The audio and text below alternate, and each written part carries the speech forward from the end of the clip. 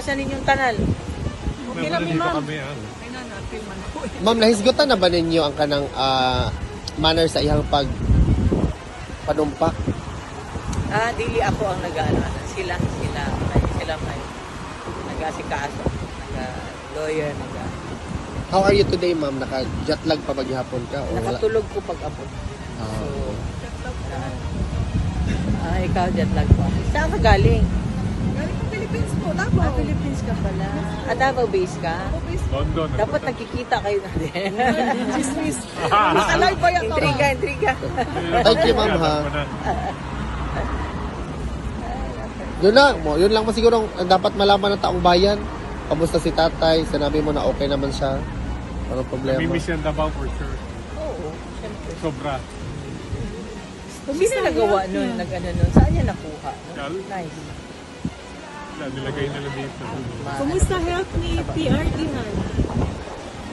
Syempre, walang expect mo na ano. Kaya dapat dalian na nila kay unless gusto nilang mamatay dyan.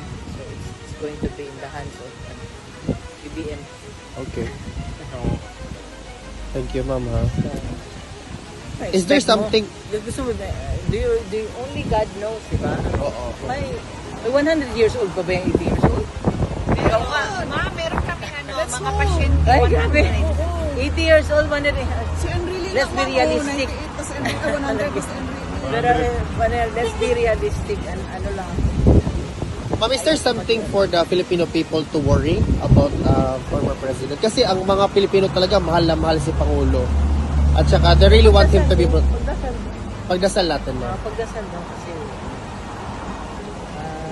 Kung ako nga, marami ako maintenance. 55 anyos ko. Okay. Tapos, ang ano ko ngayon, ang hormones ko ngayon, nakita yung ano ko, pag tanggal ko tong ano ko, yung lahat, haywire ang aking ano, ang aking, aking hormones. Sa stress because of the siguro stress. yun. Haywire, so, lalo na yung, ano, nandun sa loob, Yung medicine 80 kaya, anyos. yung medicine kaya niya nainom ka ba niya? Yan ang ano, hindi ko pa alam.